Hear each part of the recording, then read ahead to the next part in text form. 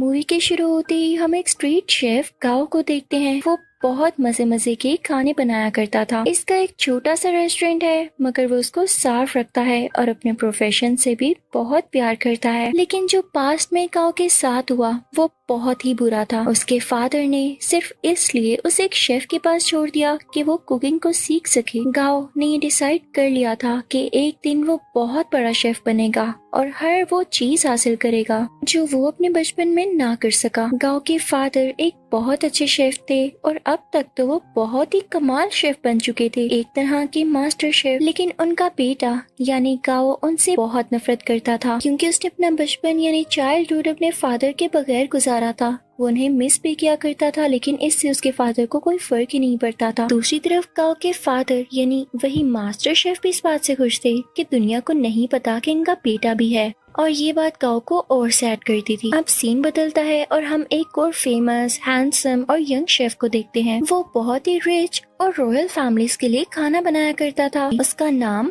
पोल होता है। पोल का ये ख्वाब था कि वो अपने फादर के लिए अपनी कंट्री में एक रेस्टोरेंट बनाएगा। इसलिए वो अब्रोड को छोड़ते हुए और सब ऑफर्स को मना करते हुए अपनी कंट्री वापस आ जाता है। वहाँ जाकर वो एक फिश सेलर के पास जाता है और कहता है कि मुझे एक बड़ी सी मछली तो दिखाओ। तो फिश सेलर उसे मना कर देता है।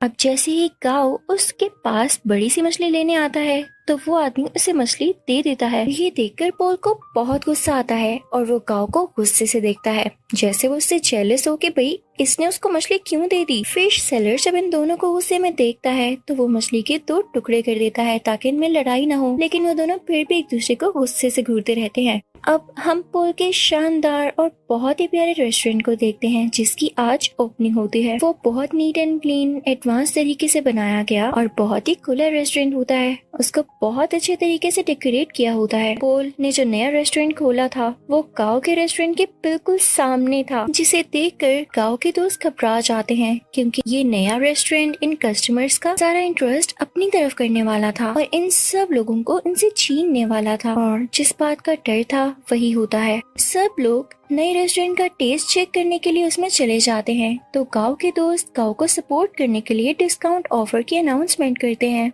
जो कस्टमर्स को वाकई में अट्रैक्ट करती है, और वो फिर से गाओ के रेस्टोरेंट की तरफ चल पड़ते हैं। इस बात से पोल के दोस्तों को बहुत गुस्सा आता है और वो इनसे आके गुस्से से बात करते हैं कि तुम लोगों के साथ मसला क्या है, हमारी सक्सेस तुम लोगों से देखी नहीं जा रही। फिर एट द एंड दोनों पार्टीज में डिसाइड होता है कि क्यों ना एक कंपटीशन रखा जाए और देखा जाए कि किस शेफ के हाथ में ज्यादा टेस्ट है। अब दोनों को जबरदस्ती कंपटीशन में पार्ट लेने के लिए कहा जाता है। पहले तो वो मान नहीं रहे होते, लेकिन जब एक दूसरे को देखते हैं तो पहचान लेते हैं कि इन लोगों का सामना तो उस दिन फिश स्टॉल पर हुआ था। तो ये लोग कंपटीशन के लिए रेडी हो जाते हैं। अब टेबल लग जाता है और उस पर एक बड़ी सी फिश रखी जाती है जिसको इन दोनों ने काटना था। अब सबसे पहले पोल फिश को काटता है और उसके कांटे बहुत स्मूथली और तेजी के साथ निकालने लगता है। और उसका ये तरीका सबको बहुत पसंद आता है। अब वो फिश फेंकता है गाओ की तरफ। गाओ भी फिश को बड़े अच्छे तरीके से काटता है और उसकी स्किन जब सबको दिखाता है तो उस पर जरा सा भी फ्लैश नहीं होता, यानी उस पर जरा सा भी फिश का मीट नहीं लगा होता। तो उसको भी सब बहुत एडमायर करते हैं, यानी दोनों की बराबर तारीफ होती है। अब वहाँ एक चेयरमैन भी होते हैं जो उनसे कहते हैं कि एक इंटरनेशनल कुकिंग कंपटीशन होता है, मुझे लगता है कि तुम दोनों को उसमें पार्ट लेना चाहिए। अब दोनों को प्रूव तो करना था कि इनमें से कौन बेस्ट शेफ है।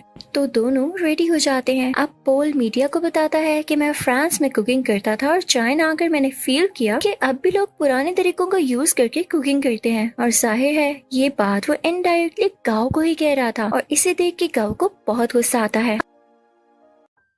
अब वहाँ सबको पता चलता है कि पहले इनका आपस में कंपटीशन होगा। अगर ये लोग उसे जीत जाते हैं तब ये लोग फाइनल तक पहुँच सकेंगे और साथ ही साथ बहुत ही बड़े मास्टर शेफ से मिलने का भी चांस मिलेगा। और ये मास्टर शेफ कोई और नहीं बल्कि गाओ के ही फादर थे। उधर गाओ के रेस्टोरेंट में पोल की दोस्त आती है और गाओ और उसकी दोस्त को रेस्टोरेंट आने का कहती है कि आज का खाना आप हमारी तरफ खाएं। अब वो दोनों यानी गाओ और उसकी दोस्त पोल के रेस्टोरेंट तो जाते हैं, लेकिन उनको खाना पोल नहीं बल्कि पोल की वही दोस्त सर्व करती है। दिखने में वो खाना तो फ्राइड एग और एक प्लांट पोट की तरह लग रहा था, लेकिन उसका टेस्ट एकदम अलग था। तो ये देख के गाओ सोचता है कि वाकई पोल की कुकिंग बहुत एडवांस है। तो वो सीधा किचन में जाता है और उसको गुस्से से कहता है, पोल अपना खाना अच्छा दिखाकर क्या साबित करना चाहते हो? कि तुम बहुत अच्छे कुक हो। तो पोल चुप रहता है और उससे मीट पकाने का कहता है कि चलो देखते हैं कौन ज्यादा अच्छा मीट पका सकता है। गाओ चैलेंज एक्सेप्ट करता है। अब गाओ बहुत ही अच्छे तरीके से वो मीट पकाता है। वो बहुत डिलीशियस लग रहा होता है।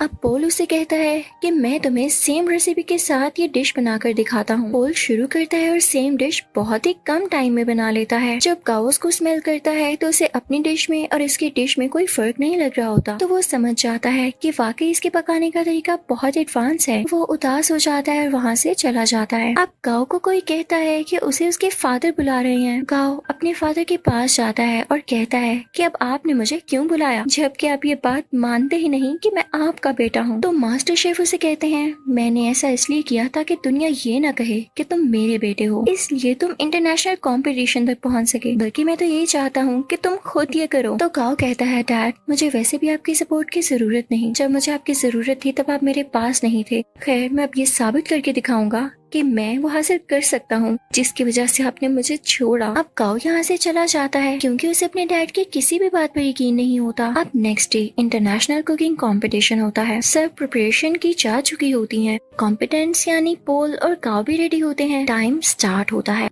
पोल की कोई स्वीट डिश होती है और गाओ की चिकन डिश। दोनों बहुत मेहनत से अपनी डिशेस तैयार करते हैं। पोल तो टाइम से पहले ही अपनी डिश तैयार कर लेता है, लेकिन उसके बाद गाओ की भी शानदार डिश रेडी हो जाती है। उसने भी टाइम पर अपना दिया गया टास्क पूरा कर लिया था। जजेस और ऑडियंस बहुत इम्प्रेस होते हैं और अब उनकी डिशेस को टेस्ट किया जाता है और दोनों के सेम पॉइंट्स आते हैं क्योंकि जज को उनके खाने में इतना ज्यादा डिफरेंस नहीं लग रहा था, यानी दोनों की डिशेस बहुत मजे की थी। तभी स्टेज पर एक जज आता है और इस कंफ्यूजन को क्लियर करने के लिए कहता है कि नो डाउट दोनों की डिशेस की टेस्ट बहुत आला थे, लेकिन मुझे टाइम मैनेजमेंट पॉल की ज्यादा पसंद आई, इसलिए ये कंपटीशन पॉल ने अपने नाम कर लिया है। पॉल यहाँ पर बहुत ज्यादा खुश हो जाता है। गाओ क्योंकि कंपटीशन हार चुका होता है तो वो बहुत ज्यादा उदास होने की वजह से अपने घर भी नहीं जाता और वीडियो गेम्स खेलने के लिए चल पड़ता है। वो कई दिन तक अपना टाइम यूं ही स्पेंड करता रहता है और एक दिन उसके पास वही शेफ आते हैं जिनके पास उसने अपना बचपन गुजारा और उसी के पास गाओ के डैड उसे छोड़ कर गए थे। वो उसे समझाते हैं कि गाओ देखो, हार जीत तो इंसान की जिंदगी का हिस्सा होती है ना।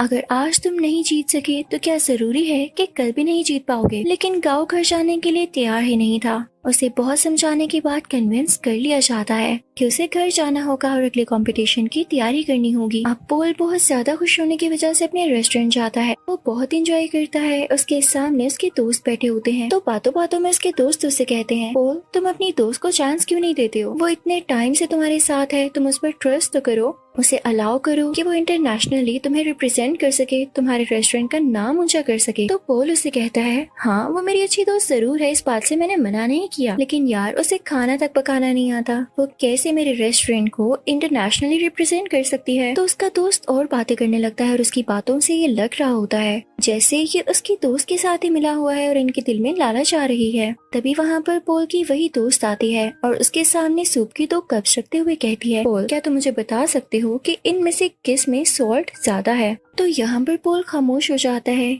क्योंकि उसमें टेस्ट करने की एबिलिटी ही नहीं होती, उसके टेस्ट बर्ड्स ऐसा कर ही नहीं सकते थे और ये नेचुरली था। तो इस बात की वजह से पोल को बहुत दुख होता है कि उसकी अपनी दोस्त ने उसके बाकी दोस्तों के साथ मिलकर उसे चीट किया और धोखा दिया। तो अब उसकी दोस्त कहती है क्या हुआ पोल, तुम समझते थे कि मैं तुमसे प्यार करती हूँ। ये तुम्हारी गलत फहमी थी, आजकल ऐसा कहाँ होता है। मैंने तो तुमसे दोस्ती सिर्फ इसीलिए की थी ताकि तुम्हें यूज करके इंटरनेशनल कंपटीशन में जा सकूं। वैसे जाना तो मेरे लिए पॉसिबल नहीं था, लेकिन आज तक जो मैंने तुम्हारा राज रखा उसके बदले में तुमने मुझे क्या दिया। क्या तुम मुझे एक ऑफर नहीं कर सके। लेकिन अब नहीं, अब मैं खामोश नहीं रहूंगी क्योंकि मैं भी इस कंपटीशन में जा सकती हूँ।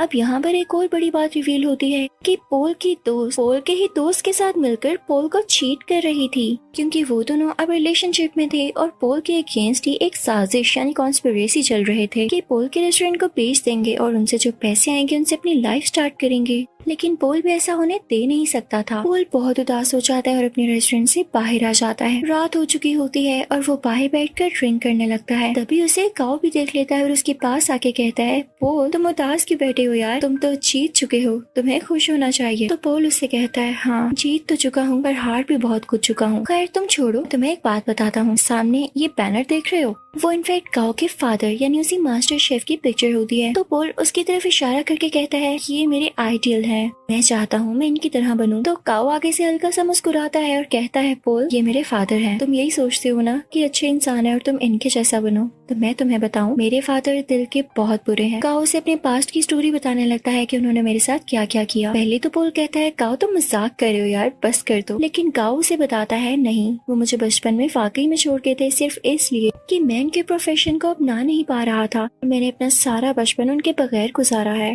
तो पोल कहता है, अच्छा उदास नहीं हो, अब हम क्या कर सकते हैं। तो काओ से कहता है, बॉटल्स फेंक सकते हैं। तब वो दोनों खाली बोतल्स उस बैनर की तरफ फेंकने लगते हैं और बहुत खुश होते हैं। यहाँ पर इन दोनों में दोस्ती हो जाती है और ये सीन बहुत ही ज्यादा क्यूट है। अब पोल जब वहाँ से अपने रेस्टोरेंट वापस जाता है तो देखता है कि उसके दोस्त उसके रेस्टोरेंट का सौदा कर रहे होते हैं। तो पोल उनसे कहता है, ये क्या हो रहा है, तुम लोग मेरी इजाजत के बगैर ऐसा कर भी कैसे सकते हो। तो उसके दोस्त उससे कहते हैं, मुझे ये बताओ, इंटरनेशनल कंपटीशन में अपने साथ किसको लेकर जाओगे, क्योंकि राउंड 2 में अकेले नहीं पका सकते, आपके साथ आपका पार्टनर होना लाजमी होता है। क्या तुम अपनी दोस्त को लेकर जाओगे। तो पोल कहता है, मेरा दिमाग नहीं खराब, मैंने डिसाइड कर लिया है कि मैं किसे अपने साथ लेकर जाऊंगा, जो कि वाकई डिजर्विंग है। पोल यहाँ पर काओ का नाम लेता है। तो ये सुनकर उसके दोस्त काफी जेलस होते हैं। उनमें से एक कहता है, पोल याद रखना, तुम्हारा करियर मिट्टी में मिल जाएगा। तो पोल उसे अपने सर से हिट करता है, उन सबको वहाँ से भगा देता है। जब ये सारे लोग चले जाते हैं तो काओ का वही गार्डियन शेफ पोल से कहता है, पोल वाकई तुमने ये सोचा है कि तुम काओ को अपने साथ लेकर जाओगे। तो पोल कहता है, हाँ क्यों नहीं, और साथ ही वो काओ के शोल्डर पर पैट करता है और कहता है, हाँ ये डिजर्विंग है। सब बहुत खुश होते हैं। अब यहाँ पे कंपटीशन की तैयारियां शुरू हो जाती हैं। दोनों में ये डिसाइड होता है कि पोल काओ को अपने नए तरीके सिखाएगा, जबकि काओ पोल को अपने पुराने तरीके, जिस तरह से वो कुकिंग करता है। काओ पोल से कहता है, तुम परेशान मत होना, अगर तुम्हारे टेस्ट बड्स काम नहीं करते, मैं तुम्हारा टेस्ट वापस लाने में तुम्हारी मदद करूंगा। वो उसे समझाता रहता है कि इस तरह करो। पोल भी उसे नए नए तरीके बताता रहता है और यहाँ पर इन दोनों का काफी अच्छा टाइम स्पेंड हो जाता है। ये रोज खाना बनाने की प्रैक्टिस करते, साथ साथ डांस करते, सिंगिंग करते और बातें करते। और अब यहाँ इन दोनों की दोस्ती और भी गहरी हो चुकी थी। अब वो दिन भी आ जाता है जब इंटरनेशनल कंपटीशन का राउंड 2 होता है। ये दोनों अपनी डिश बहुत अच्छे तरीके से बनाने लगते हैं और कम ही टाइम में बहुत अच्छी स्वीट डिश तैयार कर लेते हैं, जो कि जजेस को इतनी ज्यादा पसंद आती है कि वो कहते हैं, हमने आज तक ऐसी डिश नहीं खाई। और ये राउंड ये दोनों विन कर लेते हैं। और सही कहा जाता है कि यूनिटी इज स्ट्रेंथ। अब इसके बाद शुरू होना होता है थर्ड राउंड, जो कि कुछ दिन बाद था। और ये कंपटीशन इनका उसी मास्टर शेफ यानी काओ के फादर के साथ था। तो यहाँ पर पोल काओ से कहता है, मुझे लगता है कि तुम इस कंपटीशन को जीत सकते हो, तो तुम चले जाना। तो काओ पोल से कहता है, तुम बहुत अच्छे शेफ हो, तुम्हें तो एडवांस तरीके भी पता है और तुम मेरे से भी ज्यादा अच्छा कर सकते हो। तो पोल कहता है, नहीं ऐसी बात नहीं, देखो मैंने अपने फादर का ड्रीम पूरा किया अपना रेस्टोरेंट बनाकर, तो तुम अपने फादर का ड्रीम पूरा करो ना। वो तुम्हें एक बहुत अच्छा शेफ देखना चाहते थे, तो तुम उनके सामने जाकर कुकिंग करो और उन्हें प्रूव कर दो कि तुम बहुत अच्छे शेफ बन सकते हो। तो काओ मान जाता है और पोल का शुक्रिया अदा करता है। अब थर्ड और फाइनल राउंड स्टार्ट हो चुका होता है। दूसरी तरफ मास्टर शेफ भी अपनी डिश बनाने लगता है। अब काओ भी शुरू हो जाता है, लेकिन शुरू होने से पहले ही उसे अपने बचपन की कुछ यादें आने लगती हैं, जहाँ पर उसके फादर उसे छोड़ गए थे और उसे काफी बच्चे बुली किया करते थे। वो उन्हीं यादों में खो जाता है। उसके फादर आकर उसके मुंह पे पानी गिराते हैं और कहते हैं, अपना काम शुरू करो। तो अब यहाँ पर काओ कुछ बनाना शुरू करता है। दूसरी तरफ काओ के फादर यानी वही मास्टर शेफ बहुत ही ज्यादा प्यारी स्वीट डिश बनाते हैं, जैसे फायर लगी हो और उसमें से एक फूल निकल रहा हो। उस फूल का बहुत ही आला टेस्ट होता है। जजेस को ये बहुत ज्यादा पसंद आता है। और जब काओ की बारी होती है कि वो अपनी डिश दिखाए कि उसने क्या बनाया है, तो वो एक बाउल में नूडल्स बनाकर सीधा अपने फादर के पास जाता और उनको वो प्रेजेंट करता है। मास्टर शेफ उसे टेस्ट करते हैं तो वो नूडल्स उन्हें बहुत अच्छे लगते हैं। और ये वही नूडल्स होते हैं जिनकी वजह से काओ को उसके फादर से डांट पड़ी थी कि तुम तो नूडल्स तक नहीं बना सकते। और आज काओ ने इतने मजे के नूडल्स बनाए थे कि उसके फादर उसे खाना ही नहीं छोड़ते और नूडल्स को वाइल्डली खाने लगते हैं। वो अपने बेटे को रोक के कहते हैं, शाबाश बेटा, तुमने बहुत अच्छा नूडल्स बनाए। वो यहाँ पे काफी इमोशनल हो जाते हैं। तो ऑडियंस को भी पता चल जाता है कि एक तो इनका सरनेम सेम है और इन लोगों का बिहेवियर देख के भी यही लग रहा है कि ये बेटा और बाप हैं। यहाँ पर काओ का ख्वाब भी पूरा हो चुका था और उनके फादर का भी। अब उधर हम रेस्टोरेंट में देखते हैं कि पोल और काओ अब साथ काम करते हैं और उनकी ऑडियंस पहले से कई ज्यादा है, यानी उनके पास और भी ज्यादा कस्टमर्स आते हैं। लोग उनका खाना बहुत ज्यादा पसंद करते हैं और इनके रेस्टोरेंट में अब रौनक ही रौनक हो जाती है। इसी के साथ ये मूवी यहीं पर एंड होती है।